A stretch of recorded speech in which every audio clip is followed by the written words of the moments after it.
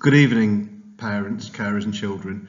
My name is Mr Koltan and I'm Senior Assistant Head Teacher here at Thomas Bottler Church of England High School.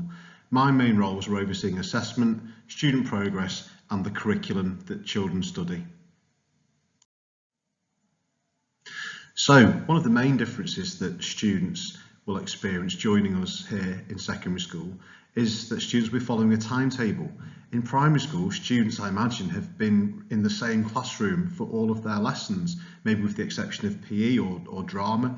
But in secondary school, students will be moving around the building, attending their various lessons. Now, we follow a 2-week timetable, which is given the name Week 1 and Week 2. And over that 2-week period, students will have 50 hours of lessons.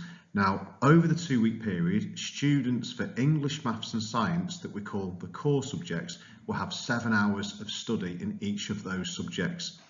For modern foreign languages, and as a school, students either study French or Spanish, and they will study just one language, depending what language they've been studying at primary school. So if a student studied French at primary school, they will continue with that language when they join us here in Year 7. Now, students have 5 hours on that single language. We don't have 2 languages where the time's split between each subject, as we feel as a school that would dilute the quality of the curriculum, so students do focus on one language in depth. For RE, History and Geography, students will study that for 3 hours over 2 weeks. PE, students have lessons for 3 hours over 2 weeks, and for DT is 3 hours also over 2 weeks, but we have one discipline each term, and by that we mean DT is split into 3 sub-subjects where we've got resistant materials, graphics and hospitality. So students will spend the first term focusing, for example, on graphics, the second term they'll be focusing on hospitality, and the third term on resistant materials. So again, it gives students more in-depth curriculum time. And then art, drama, music and computer science, students have 2 hours over the 2-week timetable, and personal development once every 2 weeks. And that completes our curriculum that students will be studying in Year 7.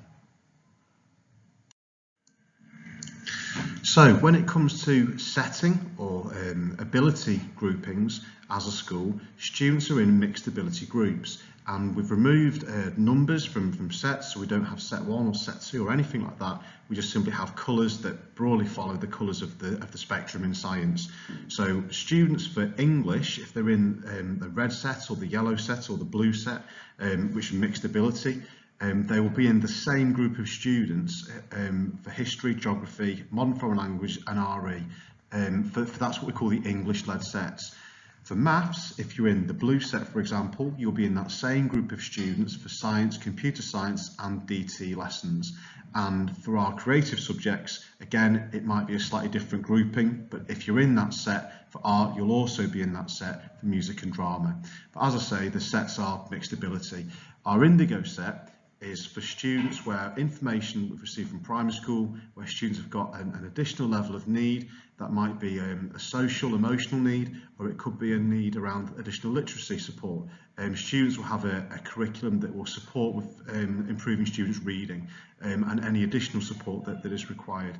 But we work very closely with our primary schools in getting the groupings right for children there.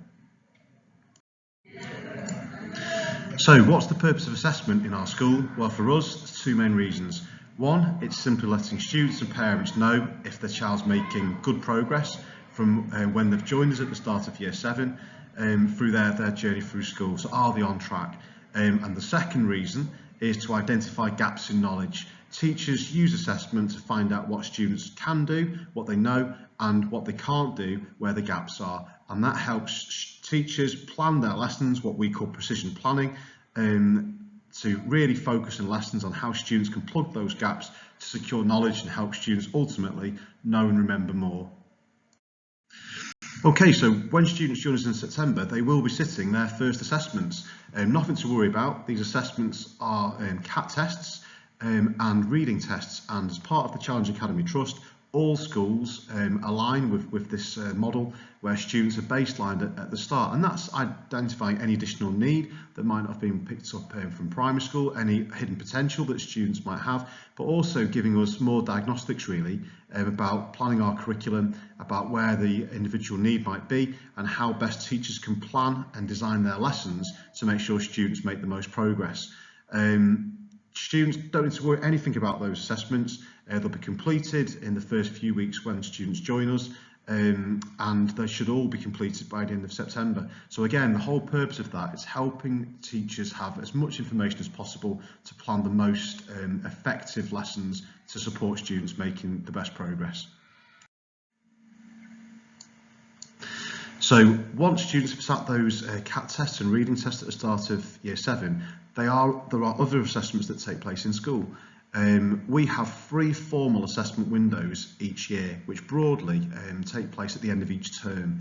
So at the end of the Christmas term, students will set what we call our working at, or WA1 assessments, and these are essentially tests that students sit that assesses the curriculum that has been taught. For subjects such as the EBAC subjects, which is English, Maths, RE, Science, History, Geography, MFL, Computer Science, students will achieve a percentage, and that percentage that have achieved on the test will get sent home along with the year group average, so parents can see a comparator there of how the child's performed.